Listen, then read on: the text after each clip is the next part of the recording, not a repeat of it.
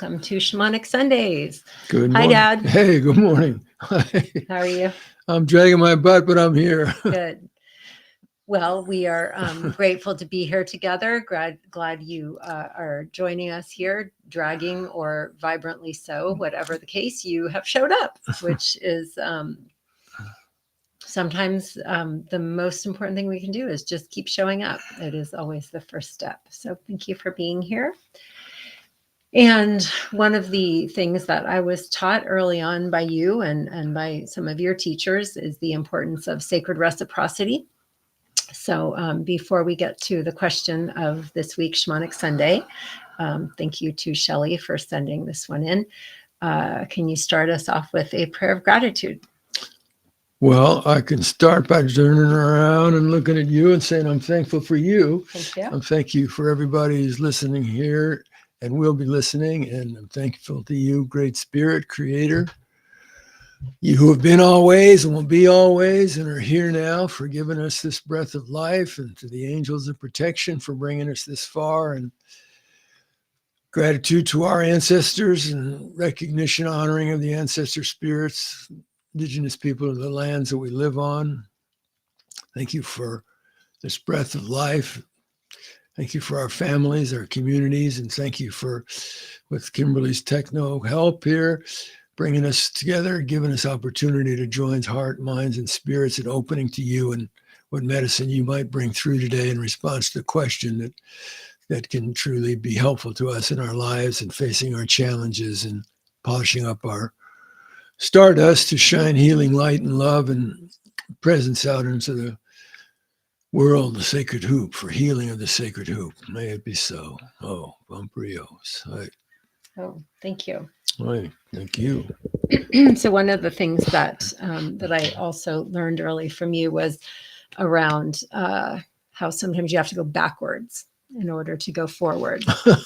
And my strongest memory around this, I think I've written about this a couple of times, is when we were heading up to Bud Lake as kids with Mom, Nicole, Lisa Baglietta was with us, and the snowpack was really high still, even though it was midsummer.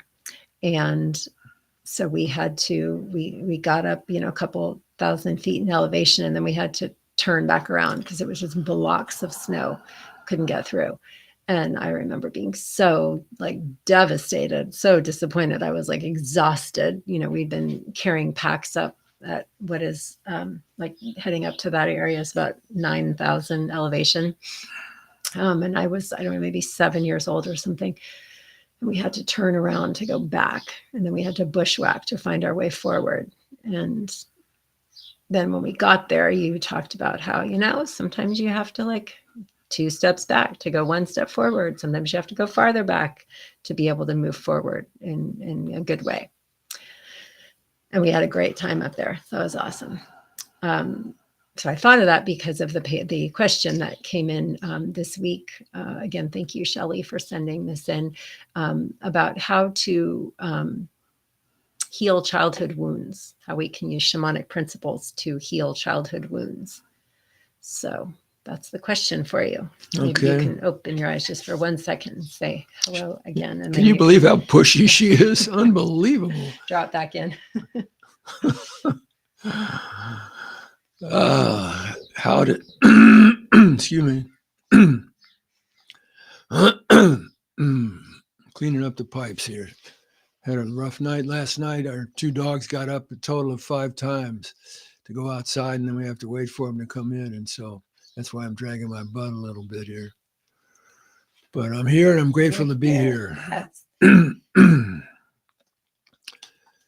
So, how to heal childhood wounds begins with the premise stated with how, that there's an intention to heal childhood wounds. And that means we have to face the truth of what our experience was growing up, whatever that was. You want a sip of your coffee? Actually, this is mezcal mixed with coffee, but Typical morning Sunday over here. Whoa. Thank you, the cactus power. You're joking, right? Yes, I'm joking. She's checking up on me. But don't put it past me to have mezcal in the morning. That's a possible option too. All right. So the assumption that the acceptance of the truth that we all have wounds from our childhood, even if nothing necessarily bad happened to us. If we were fortunate enough to not have any bad things happen, we're still living in a culture, an anti-life culture that wounds us in ways that most of the time we're not conscious of, because we're hypnotized by billions of dollars of media to co-opt our minds and distract us with this, that, and the other thing. Yeah, I think that's a really good point. Actually, I don't want to gloss over it too quickly. That you can be wounded even by something that you've joked about, like your art teacher telling you weren't a good artist, right? Or somebody it was worse than that, but go ahead.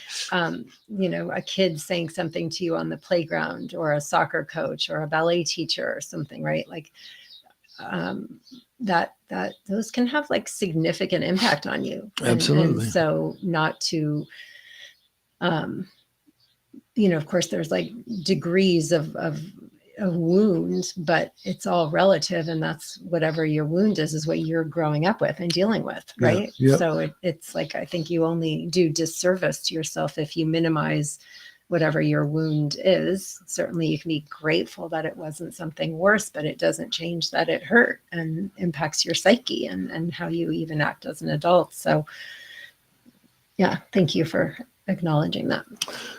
Yeah, we have no power to heal something, which means to change the energy state relationship I have with an event, an experience. We have no ability to affect any transformation in that situation, the dynamics of that situation, i.e. the impact of the wounds on our lives, until we face it, until we face the truth of what it is, looking at unconsciously how you created a story, an understanding, a framework of what happened in that situation of hurt, and how that was these programs and beliefs and ideas and stories happen like probably in an instant of time and unconsciously.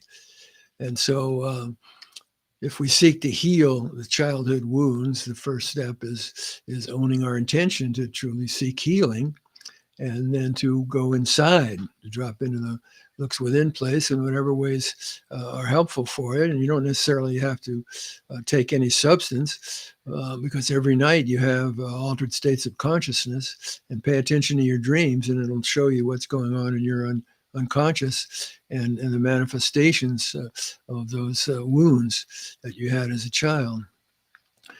And so to open up to befriending it all, and if we truly seek healing, then I really need to look honestly at the stories I created about that wound, and how I've continued to feed those stories unconsciously.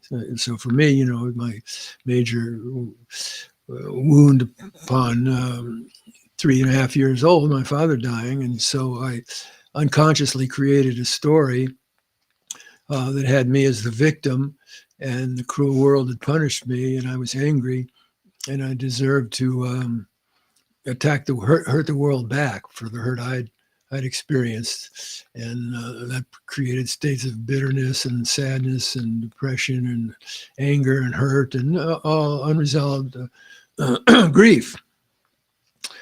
So for me to be able to, and I wasn't in touch with the deeper feelings of hurt underlying all of that, the grief that had never been addressed with the loss of my dad. So what happened? It got stuck in the pipes, all those feelings and thoughts and energies triggered by the loss of my father got triggered inside there. And when the teenage years hit, the testosterone power came through, then it came out acting violently in the world. So for me, it wasn't until I had medicine experience with first trip with LSD when I was 20 years old that opened the doorways for me to start dealing with the impacts of the unresolved grief, the anguish, hurt, pain, suffering. That the medicine just opened me up to that, to start dealing with it, and subsequent journeys and getting involved in all kinds of healing endeavors and therapy with hypnosis. It took me back into those states of what I was feeling on the loss, so there could be healthy grieving of them, and then releasing that stuck energy from the pipes and creating a new story, opening up to, in addition to the hurt and suffering from the wounds. And there's also some medicine teachings, whatever our wounds are.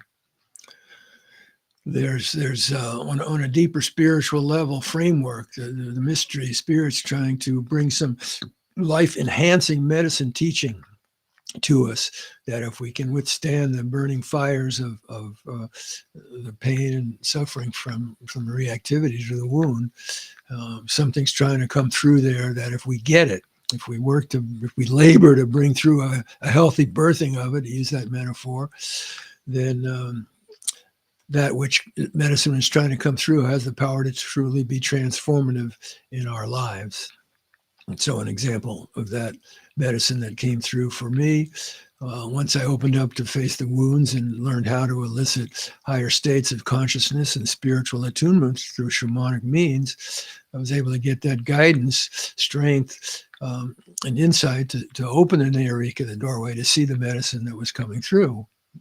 Number one being the teaching of impermanence, which goes all the way back to the wisdom teachings of whatever spiritual tradition in the world you want to perceive, you want to believe in, or study, or learn about. Is there's more going on than what we see, that on the material, physical plane. There's much, much more going on. Call that what you will, sacred mystery.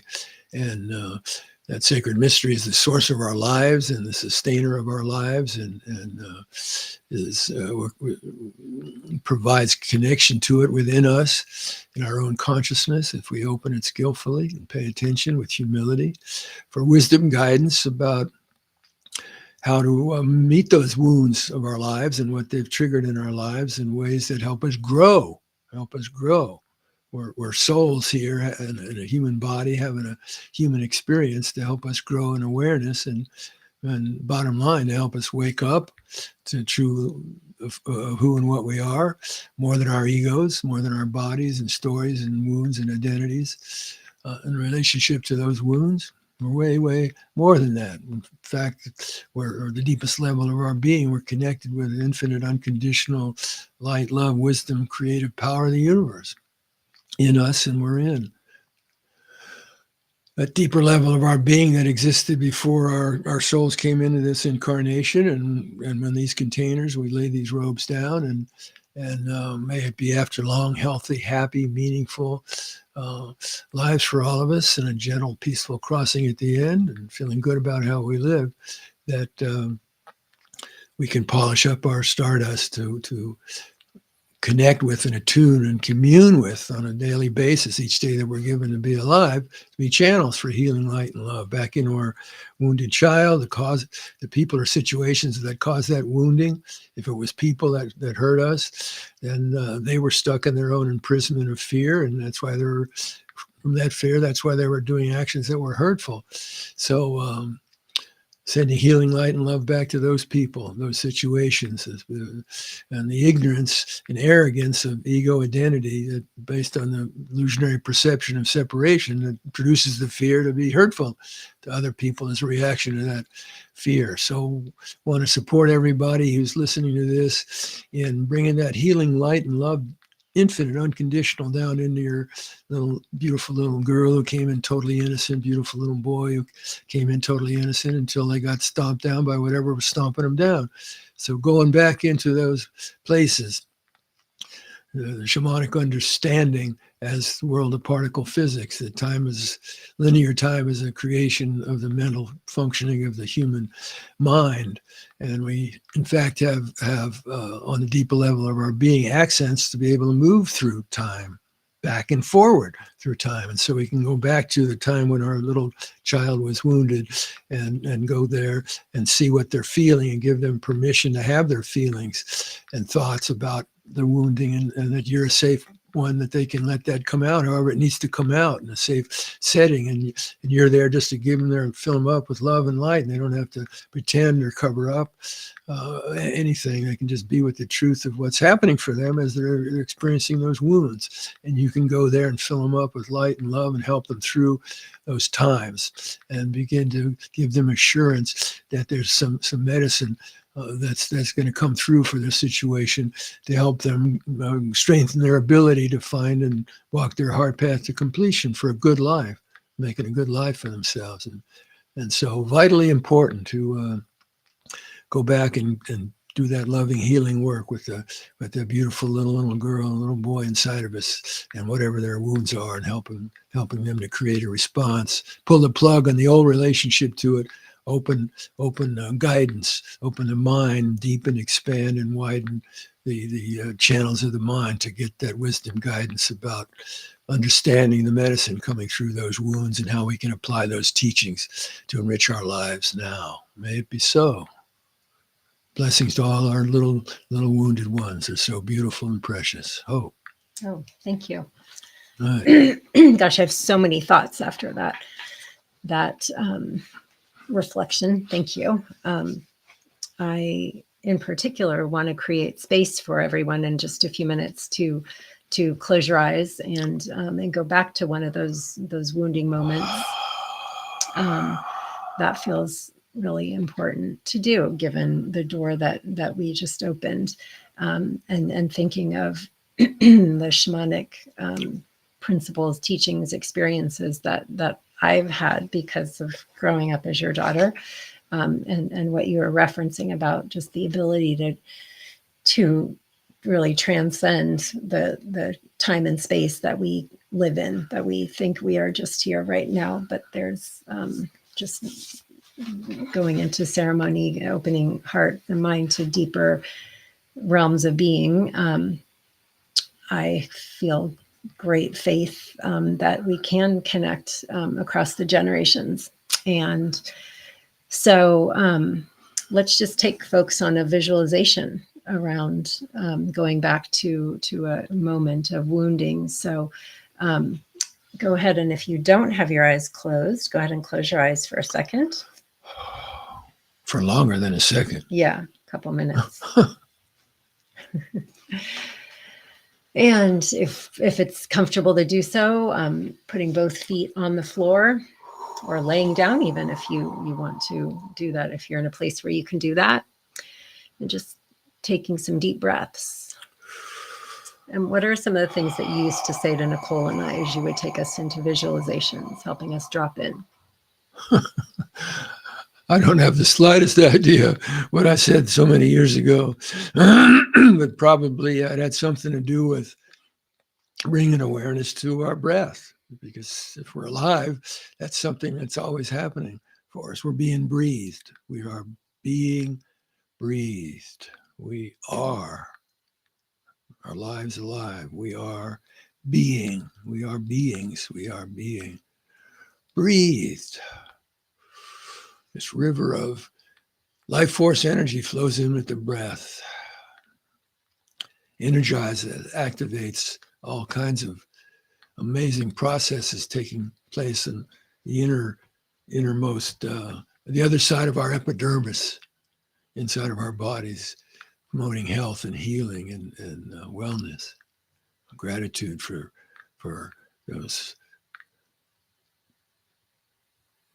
activities that the wisdom inside of our body is doing right now and always. Gratitude. Thank you. Yeah. Healthy breathing, healthy functioning immune system, beating of our hearts, respiratory, breathing of our lungs, digestion, elimination, central nervous system coordination. So just bringing ourselves into, as I did with we were little, is let's just become aware. Remember, also there was a few kids television programs you like to watch, and so I'd invite you into imagining that you were watching a TV, a blank TV screen or a blank movie screen, because we used to have fun going to kids' movies together as a family, enjoying it.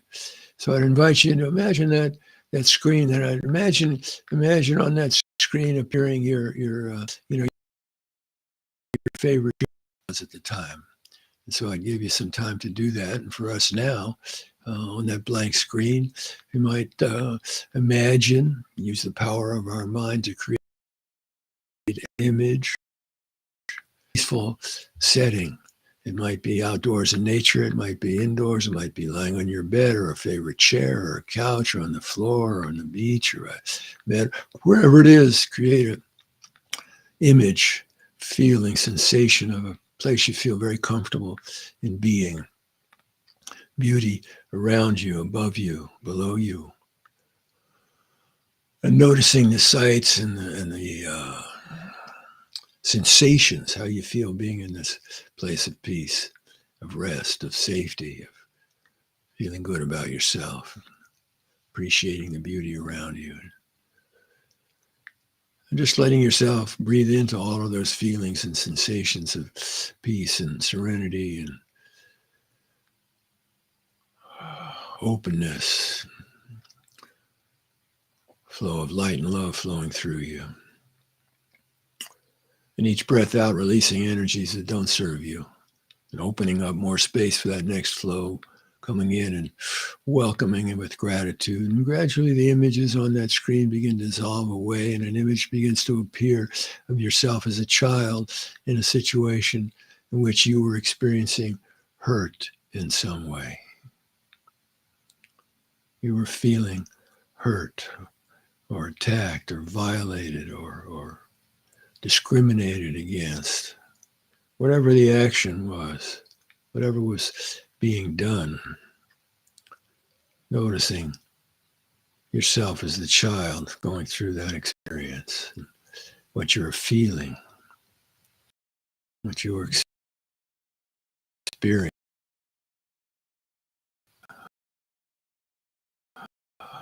And allowing your present child, that bewildered, hurt, just thought, fearful, anxious, grieving child.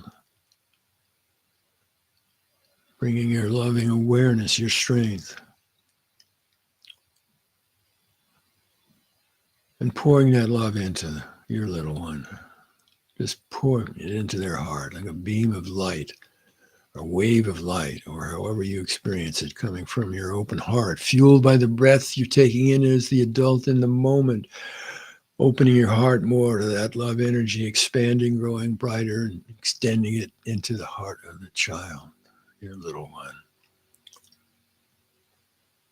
And each breath in, strengthening that flow into the heart of your little one and letting that flow through their entire being and letting them know this is for their being. There's nothing they have to do and perform or make happen or show up as to get this love for you. It's for their being.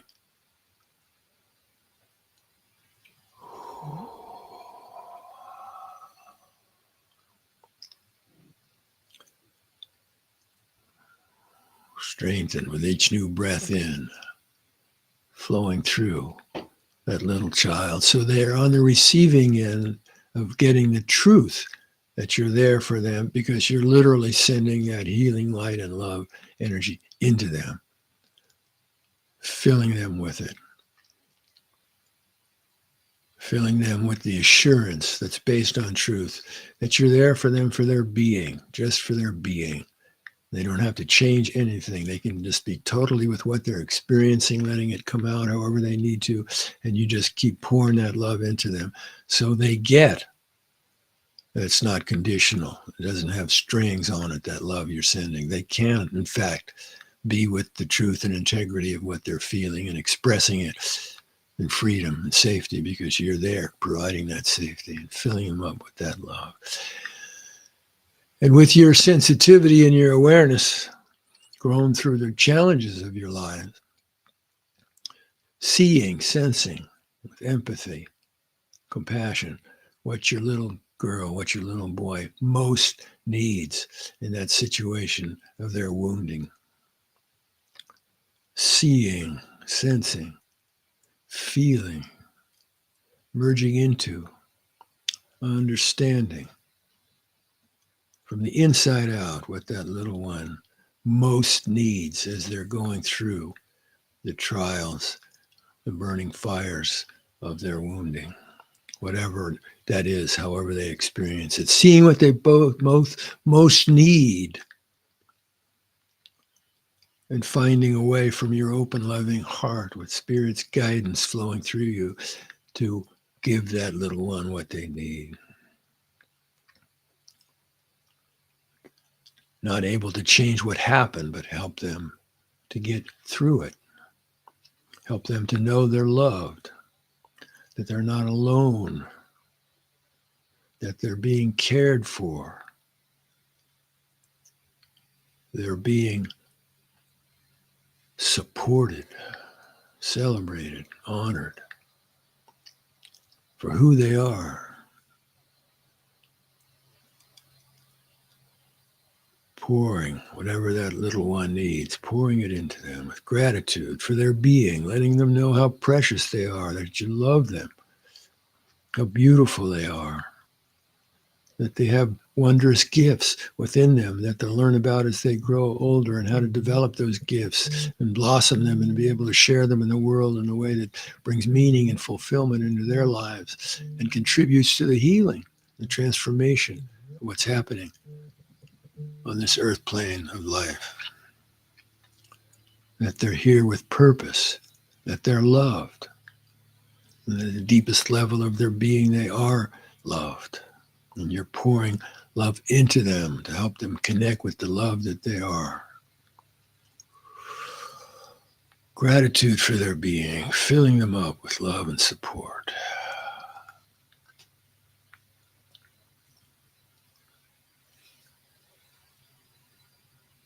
And this love and support into your little child includes, in case, based on their fears and their wounds, they're mistrustful of the love, and they might not even be open to it as you're sending it into them, letting them know that's okay, and still sending the love to them. No matter what they say or do, pouring that love in for their being, and that you accept and celebrate and welcome the honest sharing of who and what they are, and what they need, and how they feel. And in a few moments, since we're getting closer to our time of closing, now to let your little one know that you're going to be leaving them soon, but you'll return. Ask them if they'd like you to return, if they'd like some more of this love and support to help them through their challenging times. And if they say yes, look at your calendar, set a time you can come back to be with them, quality, uninterrupted time. And let them know that you need to go for now. You love them, give them a big hug and kiss, whatever they're open to and feels right. And then say goodbye and start bringing your energy, awareness back to adult and here and now time, body, the feet on the floor, connected to the earth, your back supported by whatever's supporting you. Bringing awareness to being breathed once again. Letting go of what doesn't serve and opening to the flow of Spirit's love flowing into us and through us. And make sure whatever time you set to meet with your beautiful little girl, your beautiful little boy, that you follow through on that, because they may have, rightly so, mistrust in what you said you were going to do. You're going to meet with them again.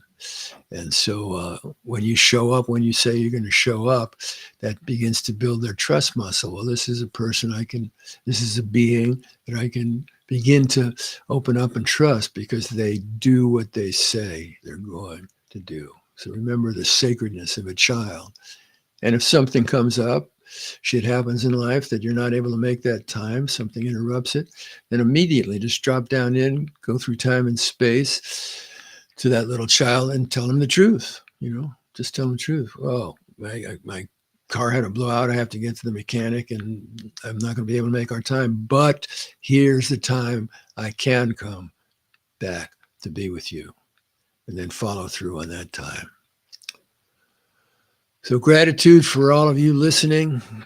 Gratitude for Kimberly helping this all to happen, and Andrea and Nicole behind the scenes helping it all to happen, and ancestors, all of our ancestors. Gratitude to you for your life, for the gifts and the medicine you carry, and for the courage you have to show up, to face and work with the challenges, especially the wounds of our beautiful children inside, to be able to heal them up and grow them into healthy and responsible and joy-filled and courageous and vibrant, contributing amazing manifestations of light and love and creativity in the world for the healing of this sacred hoop we're gifted to be a part of. And so when you're ready, take a deep breath in, hold it for a moment,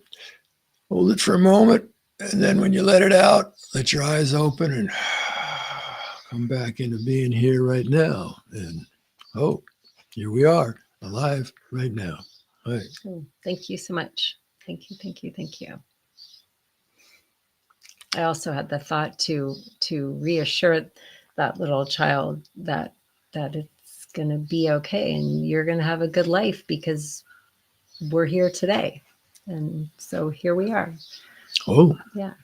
So, and good meaning, that you just keep showing up, going back to what we started with today, that you keep showing up regardless of the pains and bumps and hurts and loneliness and whatever dark stuff that comes in, because that's just all part of the journey. So open the heart. Yes, thank you. All right, everyone. Thank you, Dad. Thank you to our relatives out there. Please share this with your community if you feel that Shamanic Sundays could be of help to anyone you care about too. And we'll see you next Sunday. Thank you for being here. Bye, con Dios. Bye.